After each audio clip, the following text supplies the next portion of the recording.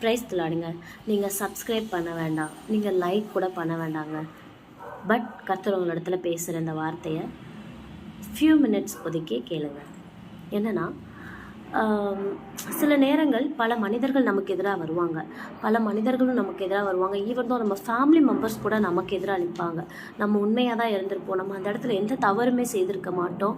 நம்மளுடைய மனசாட்சிக்கு தெரியும் நம்ம பொய் சொல்லலைன்னு, நம்மளுடைய மனசாட்சிக்கு தெரியும் நம்ம அந்த இடத்துல அவதூறான வார்த்தைகளை யூஸ் பண்ணலைன்னு நமக்கு நல்லாவே தெரியும். பட் நம்ம குடும்பத்தாரோ, நம்மளுடைய ஆஃபீஸில் வேலை பார்க்குற சக ஊழியர்களோ, அதர்வைஸ் யாரோ ஒருத்தர் ரிலேட்டிவ்ஸ் சம்திங் யாரோ ஒருத்தர் உங்களுக்கு எதிராக நிற்கலாம்.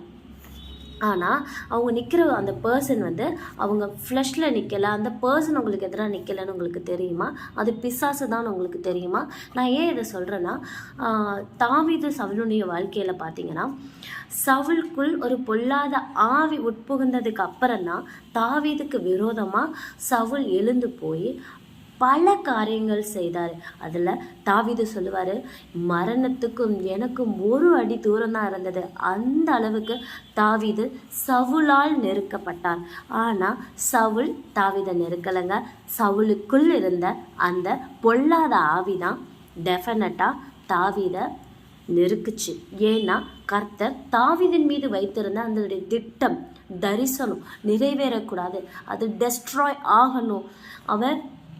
கர்த்தர் அவனுக்கென்று வைத்திருக்கிற ஸ்நானத்தில் நின்றக்கூடாதுன்னு சவுலை ஒரு இன்ஸ்ட்ருமெண்ட்டாக யூஸ் பண்ணாங்க. ஸோ இப்போ இந்த நாளில் உங்களுக்கு எதிராக யாரோ ஒருத்தர் நிற்கிறாங்களா, அந்த மனிதர் மீது, அந்த பர்சன் மீது உங்களுடைய கசப்பு வெறுப்பு இருக்குன்னா என்றைக்கே அதை தூக்கி போட்டு ஆண்டவரிடத்துல மன்னிப்பை கேட்டு, அந்த பர்சனுக்குள்ளே இருந்து பொறாமையாக செயல்படுறானா பிசாசு, அந்த பொறாமையின் அந்த ஆவியை கட்டிச்சுவிங்க. இல்லைனா விரோதமான ஆயுதங்களை அவங்கக்கிட்ட இருந்து உங்கள் மீது எய்கிறானா, அந்த ஆயுதங்கள் முறிக்கணும். அந்த ஆயுதங்களை எரிய வைக்கிற அந்த பொல்லாத ஆவி முறிந்து போகணுன்னு ஜெபம் பண்ணுங்க.